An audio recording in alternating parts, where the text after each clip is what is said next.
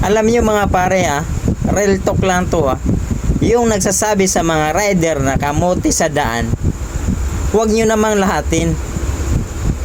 Kasi nadadamay po ang mga rider na wala namang ginagawang violation sa daan.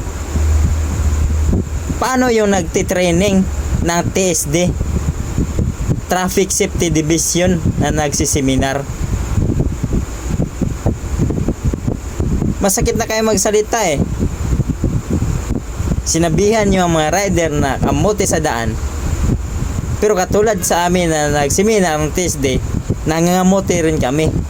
Lalo na ngayon sa panahon na ito, nasa sobrang higpit na ngayon, at kailangan ng mag-iingat din ang mga rider dahil sa demerits point.